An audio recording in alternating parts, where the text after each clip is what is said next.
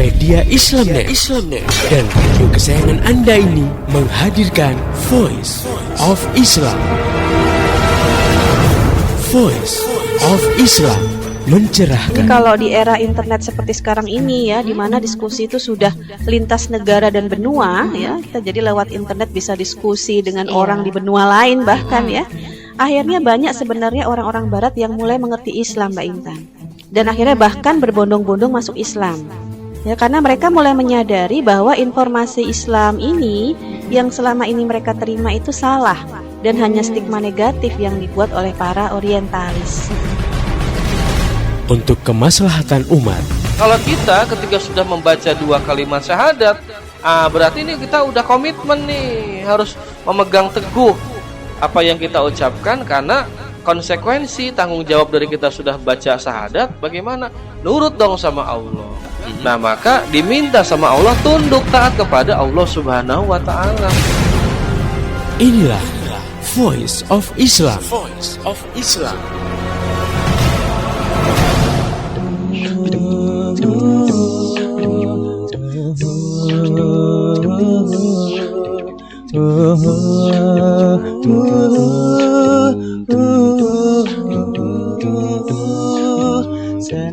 Senangnya setiap hari homeschooling khairu ummah, di mana di homeschooling khairu ummah, ayo mencari kepadanya. Assalamualaikum warahmatullahi wabarakatuh. Halo Indonesia, jumpa dengan saya Bunga Intan dalam program Voice of Islam, kerja bareng Media Islamnet dengan radio kesayangan Anda ini. Dan selama 30 menit ke depan, Voice of Islam akan mengisi ruang dengar Anda dalam rubrik Homeschooling. Berkebun buah sangat menyenangkan pemiliknya, apalagi kalau buahnya lebat dan enak sekali. Orang tua adalah penanggung jawab pertama dan utama anak-anaknya, maka jangan biarkan anak-anak lepas kendali. Oke, pendengar yang budiman, rubrik homeschooling kami hadirkan sebagai alternatif pendidikan berkualitas dalam keluarga kita di tengah arus liberalisasi dan kapitalisasi yang semakin merusak dan mematerialistiskan dunia pendidikan. Dalam rubrik ini, kita masih akan berbincang-bincang dengan Ustazah Insinyur Latifah Musa. Beliau merupakan pemimpin redaksi majalah Udara Voice of Islam, konsultan klinik anak muda, juga menjadi pengamat dunia anak, penulis buku-buku pendidikan anak usia dini, dan sekaligus juga seorang praktisi homeschooling dalam keluarga. Dan tema kita kali ini berjudul Jangan Sampai Anak Lepas Kendali. Baik, kita sapa dulu narasumber kita. Assalamualaikum Ustazah. Waalaikumsalam warahmatullahi wabarakatuh, Mbak Bunga Intan. Gimana kabarnya Ustazah? Alhamdulillah, sehat walafiat. Anak-anak suka lepas kendali nggak? Ya, alhamdulillah enggak. Masih terkendali. Masih terkendali ya. Dan mungkin pendengar yang budiman kali ini cocok sekali dengan masalahnya dengan anak-anak gitu ya. Topik kita kali ini, jangan sampai anak lepas kendali. Kalau udah lepas kendali itu kan kayaknya perang besar gitu di rumah ya, antara anak dengan orang tua. Iya. Nah Ustazah, ada kan ya anak-anak yang sepertinya sulit terkendali gitu. Iya. Mulai dari suka memukul anak lain, menggigit, mencakar, merebut mainan anak lain, bahkan mengganggu dan merusak. Ini lepas kendali seperti ini kenapa sih bisa terjadi? Ya, Mbak Bunga Intan dan juga pendengar yang budiman di seluruh tanah air, ini pertanyaan paling banyak ya diajukan oleh ibu-ibu yang anaknya itu masih balita.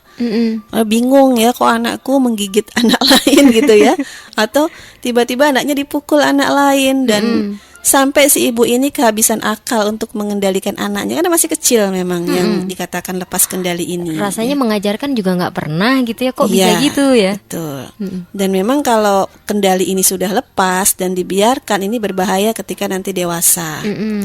Nah, yang harus kita pahami ketika anak kita masih kecil dengan kondisi saat ini ya, misalnya sulit terkendali ya, kita harus memahami bahwa anak-anak kecil ini secara potensi itu juga sebagaimana manusia dewasa, hanya akalnya belum berkembang sempurna. Nalurinya juga sedang berkembang. Nah, karena kondisi yang sedang tumbuh dan berkembang ini, ya makanya dikatakan tumbuh kembang ya. Itu anak belum bisa mengontrol nalurinya dengan akalnya sendiri, karena dua-duanya masih tumbuh dan berkembang gitu. Belum sinkron banget gitu Ya, dia belum bisa nyambung gitu ya. Anak itu marah misalnya, karena kalau lagi nggak terkendali itu karena marah dia biasanya ya. Itu karena ada naluri eksistensi dirinya yang terancam atau terusik. Nah, pada anak tertentu dia sulit mengendalikan naluri. Nah, disinilah nanti peran ibunya khususnya ya, atau orang tuanya harus meredakan emosinya. Secara umum ya Mbak Bunga Intan, anak-anak itu sangat memerlukan kasih sayang. Itu kebutuhan anak. Anak kecil misalnya, dia memerlukan pelukan seorang ibu untuk misalnya meredakan kesedihannya. Dia sedih itu kan ekspresinya apa sih? Nangis gitu kan. Gimana cara meredakannya? Ya biasanya digendong kalau anak kecil ya. Kepala dan punggungnya diusap-usap agar menjadi tenang ya. Yang namanya bayi kan juga dia memerlukan digendong, dipeluk, dicium. Itu memang sudah menjadi kebutuhannya dan sudah menjadi haknya untuk disayang-sayang seperti itu gitu. Nah, kemudian pada batas usia tertentu, misalnya mungkin usia 3 tahunan ya, dia mulai menghindar ketika dipeluk karena dia lebih suka main gitu, nggak suka digendong-gendong lagi gitu. Nah, berarti kebutuhannya untuk diperlakukan seperti itu sudah mulai berkurang. Nah, itu nanti bisa diamati sendiri ya. Dia udah nggak seneng lagi dibuai gitu ya, digendong-gendong ya. Hanya sekali-kali mungkin dia merasa ingin dipeluk. Nah, itu kita bisa melihat dari gimana sih anak ini keperluannya pada saat itu. Ya, pada usia misalnya 3 tahun, kemandiriannya secara emosi sudah mulai tumbuh.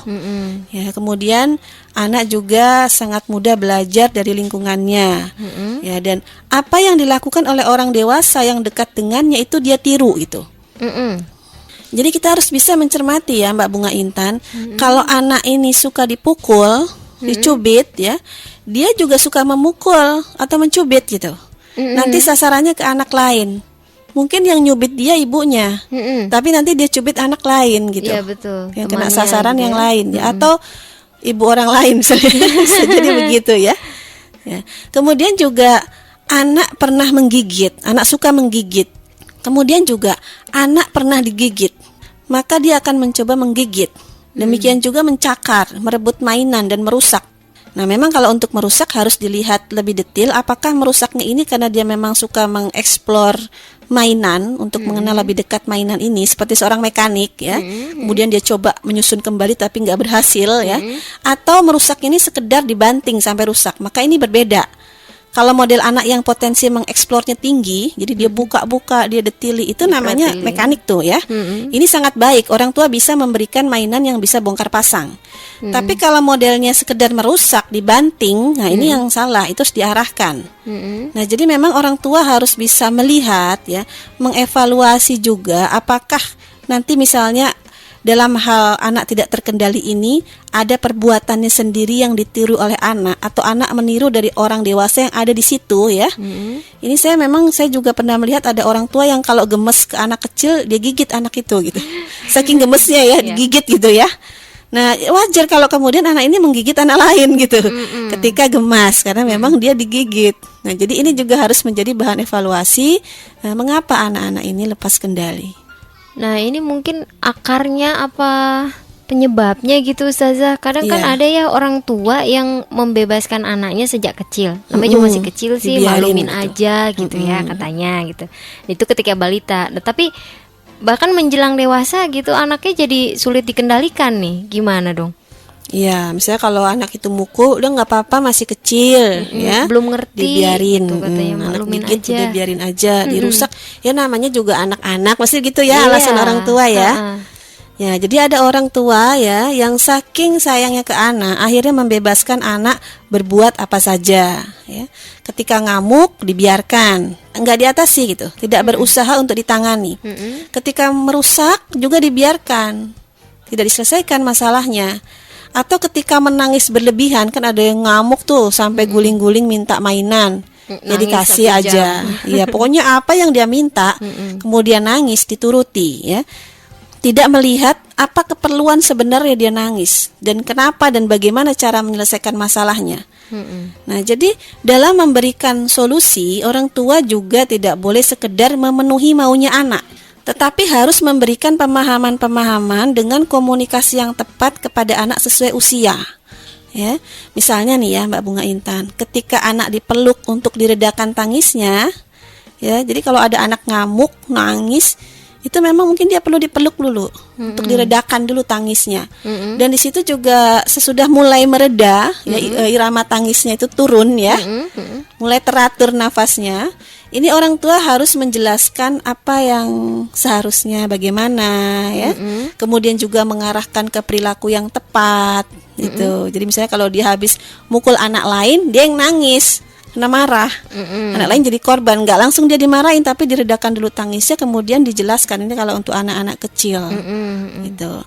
Kemudian juga misalnya ketika anak itu sedang marah, dia nangisnya tidak terkendali, lalu dia merusak, dibanting-banting apa gitu, ya, banting-banting piring kan berbahaya banget ya, atau banting-banting mainan yang merusak mainannya. Nah, mungkin saat itu anak perlu diredakan emosinya, dipeluk dulu, diusap punggungnya, serta dibiarkan untuk menceritakan masalahnya. Jadi ditanya dulu akhirnya masalahnya apa, dia mungkin akan cerita, akan keluar semua masalahnya. Dan kita harus memahami persepsi orang dewasa itu tidak sama dengan persepsi anak. Bagi anak bisa jadi itu perbuatan yang menzalimi dia. Bagi orang dewasa mungkin itu perbuatan yang itu biasa aja, sepele gitu. Ya. Misalnya bagi anak dia dijauhi temennya atau dia diapain oleh temennya, itu penderitaan banget bagi dia. Tapi kalau bagi orang tua biasa aja. Nah, jangan samakan dengan persepsi orang dewasa. Kita harus mencoba memahami bagaimana si anak ini melihat dari kacamata dia gitu. Jadi kecil-kecil harus didengarkan curhatnya ya. Jadi kalau memang dia menganggap itu hal yang besar, kita harus mencoba untuk berempati dulu pertama kali. Baik. Nah, sehingga dia keluar dulu ya apa yang dia rasakan, baru kemudian kita memberikan solusi gitu ya. Jadi orang tua harus berempati kepada kondisi anak, jangan sampai meremehkan masalah anak, tetapi kemudian orang tua juga harus menjelaskan bahwa solusinya dia nggak boleh merusak. Kalau merusak nanti dia yang rugi gitu. Sayang mainannya, kan kasihan juga mainannya dirusak gitu. Nah, dengan cara ini ya Mbak Bunga Intan, orang tua itu yang pertama itu jadi paham karakter anak. Oh, anak saya yang ini gampang ngamuk karena begini modelnya gitu. Itu juga jadi ilmu kan ya buat orang tuanya. Dan beda-beda anak satu dengan anak yang lain. Anak yang satunya dia diam tapi dia memendam masalah. Nah, ini juga harus tahu gitu. Karena ekspresi anak bisa jadi beda-beda. Dan kalau orang tua tidak berusaha mengenal karakter anak, dia tidak bisa mengoptimalkan potensinya gitu, atau tidak bisa membentuk pribadi anak ini ke arah yang lebih baik gitu. Nah, kemudian yang kedua, orang tua jadi memahami kelebihan-kelebihan dan kekurangannya. Nah, itu tadi ya, supaya potensinya bisa dilejitkan gitu ya. Ya, oh ini yang gampang nonjok ini berarti secara eksistensi diri tinggi, karakter pemimpin sebenarnya. Tapi dalam hal ini dia belum bisa mengendalikan emosinya. Jadi dia gampang memukul orang jadinya. Nah, ini mungkin jadi dikenal akhirnya. Baik. Nah, kemudian yang ketiga, orang tua bisa mengendalikan anaknya. Semua anak bisa terkendali dengan nanti mungkin bisa menemukan cara yang tepat untuk masing-masing anak. Kemudian yang keempat, orang tua jadi pengalaman, ya bisa mencari cara yang tepat agar anak bisa mengendalikan dirinya sendiri. Jadi orang tua akan mengarahkan anak ini untuk bisa mengendalikan dirinya sendiri. Ini sangat penting bagi pendidikan prabalik. Nah, akhirnya lama-kelamaan anak akan ada di bawah kendali orang tuanya. Nah, saat itu orang tua akan mudah mengarahkan dan membangun karakter yang baik bagi anak untuk menyiapkan dia di masa balik nanti gitu. Baik, tidak ada yang merepotkan sebenarnya ya. Dengan mendengarkan anak justru kita akan tahu lebih banyak tentang anak dan cara mengoptimalkan pertumbuhannya nanti gitu saja. Betul, sekarang ini kan banyak ya kasus-kasus ya Mbak Bunga Intan, orang tua tuh nggak ngerti anaknya, nggak bisa mengendalikan anaknya.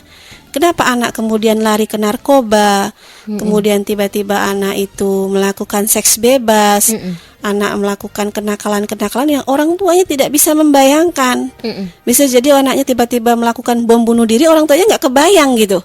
Nah, jadi bisa jadi perilaku-perilaku yang di luar dugaan tadi ya, kasus-kasus terorisme dan sebagainya, itu orang tua berarti sudah ya tidak bisa tahu bagaimana anaknya lagi ya. Dan ini mungkin yang kalau usianya masih remaja, beda ya kalau umur sudah tua ya, sama-sama tua itu sudah masing-masing memiliki jalan ya. Tapi kalau dia masih anak remaja, orang tua sudah sulit mengendalikan, itu yang sangat tidak diinginkan oleh orang tua manapun gitu. Iya betul, pasti pendengar yang budiman juga seperti itu ya.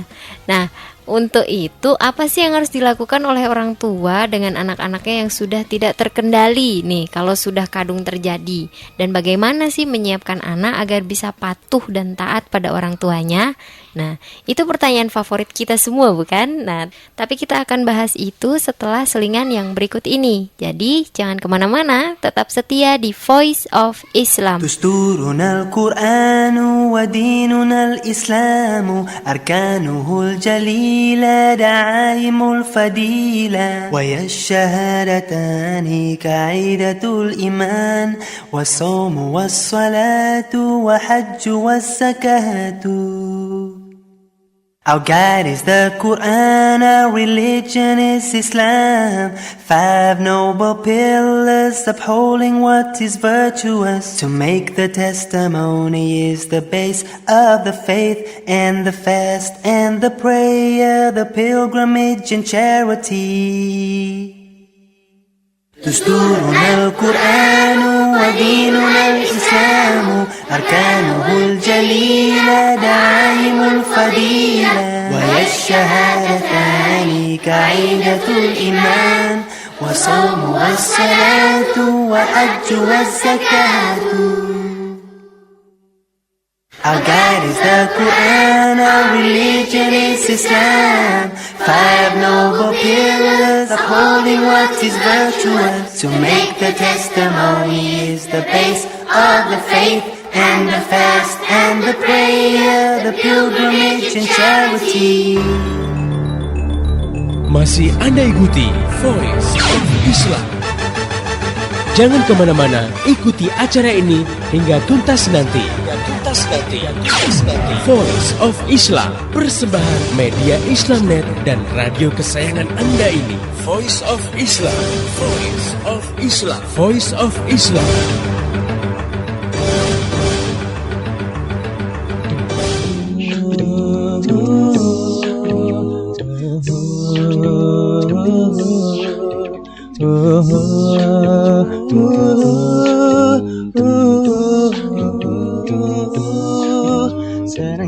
Senangnya setiap hari homeschooling khairu ummah, di mana di homeschooling khairu ummah. Ayo mencari kepadanya.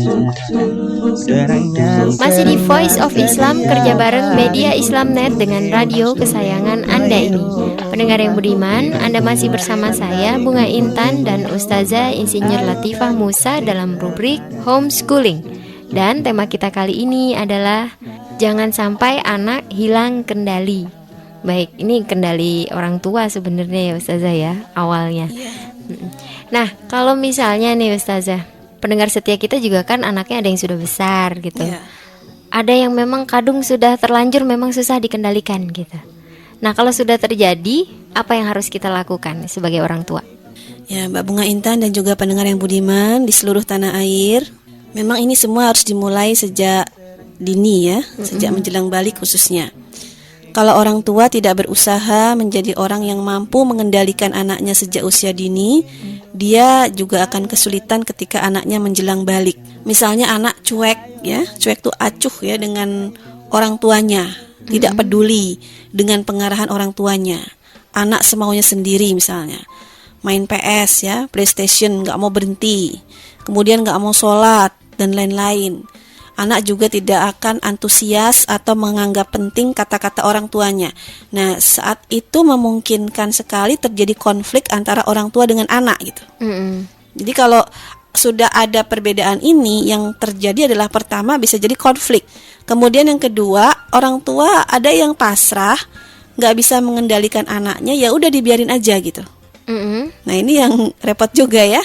Kan ya sudahlah, udah nggak bisa terkendali, akhirnya Orang tua membiarkan saja, itu juga berbahaya. Nah, sehingga antisipasinya adalah pendekatan orang tua kepada anak harus dimulai sejak bayi. Jadi bagaimanapun sebenarnya anak sebelum masa penyapihan usia 2 tahun itu kan kemana-mana selalu sama ibunya. Jadi sebenarnya agak aneh kalau ibunya tidak bisa mengendalikan anaknya itu. Jadi ini masa di mana pengendalian itu harus kuat, ibu kepada anak. Nah, ketika anak sudah lepas penyapihan itu juga harus dikendalikan juga, jangan dilepas gitu. Ibu harus memantau anaknya bagaimana sehingga bisa mengarahkan kalau nanti ada yang keliru. Dan yang terpenting nanti adalah orang tua harus selalu bertanggung jawab kepada anak-anaknya. Nah, sementara kalau anak-anak sudah tidak terkendali, ini memang kerja berat, Mbak Bunga Intan. Tetapi orang tua memang harus berjuang. Dia harus kembali melakukan pendekatan-pendekatan kepada anak. Jadi kalau sebenarnya pendekatan itu harus gampang dilakukan pada sejak usia dini, tapi ketika sudah dia menjelang balik atau malah sudah balik, bisa jadi ya, ini pendekatan-pendekatan juga harus dilakukan dengan langkah yang lebih sulit. Tetapi bagaimanapun orang tua harus melakukannya. Karena itu tanggung jawabnya. Iya, betul. Yang pasti ilmu-ilmu psikologi remajanya harus ditambah gitu ya. Untuk pendekatannya kan beda dengan usia dini ya Ustazah ya. Baik. Nah, kalau Ustazah punya tips nggak bagaimana orang tua menyiapkan agar anak bisa menjadi anak yang taat dan patuh pada orang tuanya? Nih, kita pengen banget nih. Ya, ini dengan menjadikan kita sebagai orang tua itu menjadi guru yang pertama dan utama bagi anak-anak ya. Walaupun misalnya mungkin anak disekolahkan di sekolah formal, tetapi dengan kita, dengan orang tuanya, kita juga adalah pendidiknya atau gurunya gitu. Karena keseharian juga anak akan bertemu dengan kita. Jadi memposisikan diri sebagai guru yang utama ya Ustaz. Iya. Nah, semua itu karena semata-mata ya anak itu kan amanah dari Allah Subhanahu wa taala kepada orang tuanya. Dalam Al-Qur'an surat At-Tahrim Allah Subhanahu wa taala berfirman, "A'udzubillahi minasyaitonirrajim, ya ayyuhalladzina amanu qu anfusakum wa ahlikum naron wa quduhan nas wal hijarah." Wahai orang-orang yang beriman, jagalah dirimu dan keluargamu dari siksa api neraka yang bahan bakarnya dari manusia dan batu. Uiddat lil kafirin, yang sebenarnya itu disediakan untuk orang-orang kafir itu. Ya, nauzubillah min zalik. Nah, sehingga orang tua itu harus menjaga dirinya dan keluarganya dan anak-anaknya kan berarti dari siksa api neraka. Nah, kemudian anak itu kan sebetulnya aset pahala bagi orang tuanya. Ladang pahala ya. Ya. Bukan aset materi ya anak ya. Soalnya ntar kalau udah gede jadi bisa ngasih orang tuanya santunan, bukan itu sebenarnya, tetapi lebih kepada aset pahala. Kalau kita mendidiknya dengan baik, maka anak-anak bisa menjadi pemudah jalan menuju surga gitu. Ya. Untuk bisa mendidik anak menjadi anak yang soleh, ini kan berarti orang tua harus tahu ilmunya, harus punya bekal untuk mendidik anak. Dan orang tua itu harus memberi keteladanan yang baik kepada anak. Jadi intinya untuk bisa mendidik anak soleh, orang tua harus menempa dirinya agar menjadi soleh juga gitu.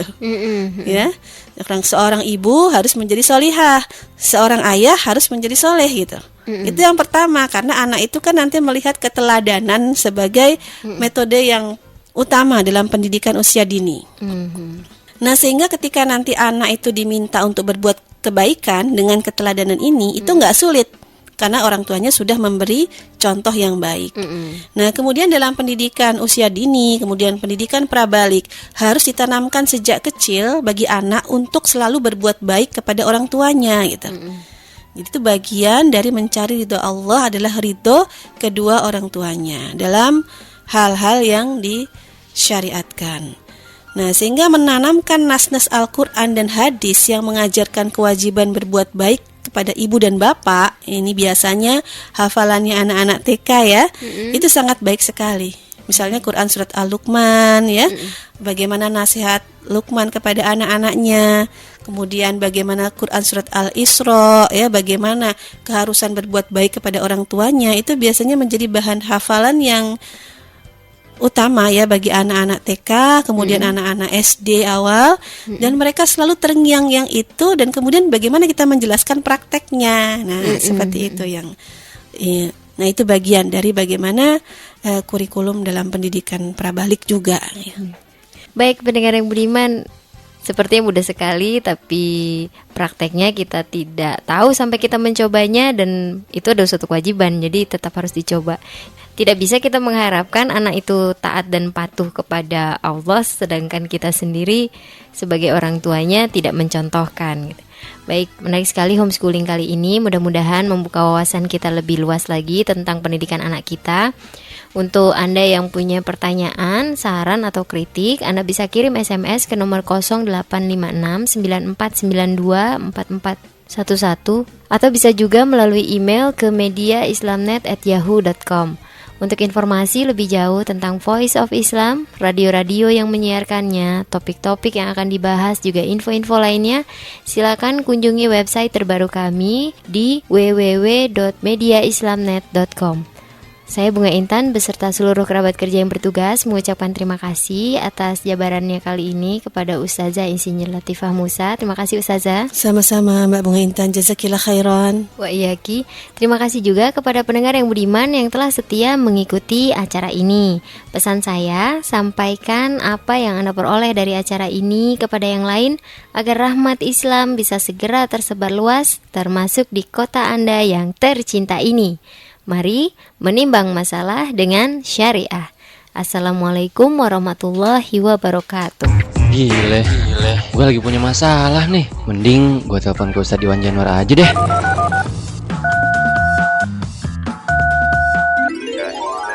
Allah menguji kita dengan masalah.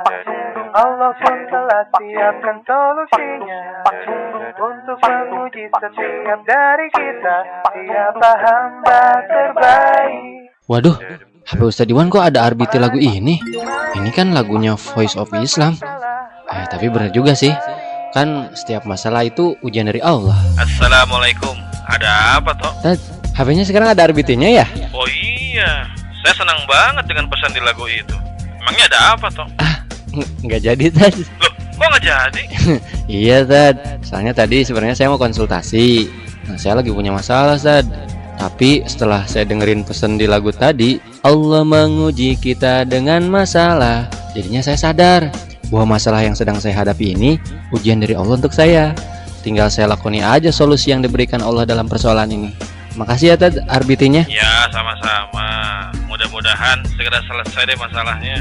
Amin. Assalamualaikum, Ustaz. Waalaikumsalam warahmatullahi wabarakatuh. Ya, jadikan HP Anda sebagai pengingat dan nasihat buat Anda dan orang-orang di sekitar Anda.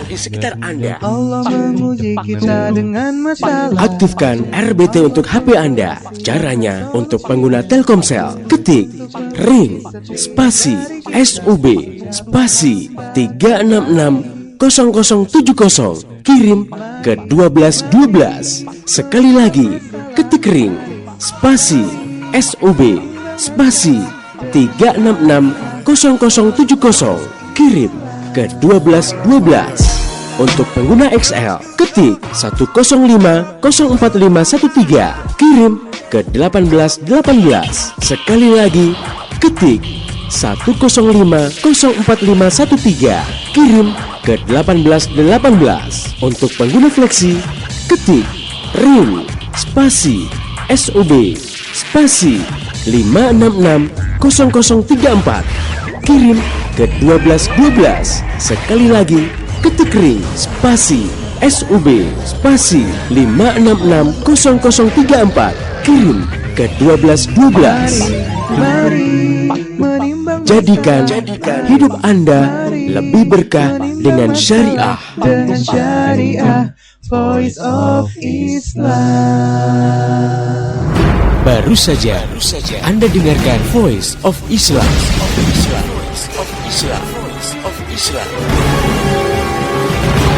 Kembali bisa Anda dengarkan Voice of Islam, persembahan media Islamnet dan radio kesayangan Anda ini esok hari di waktu dan gelombang yang sama.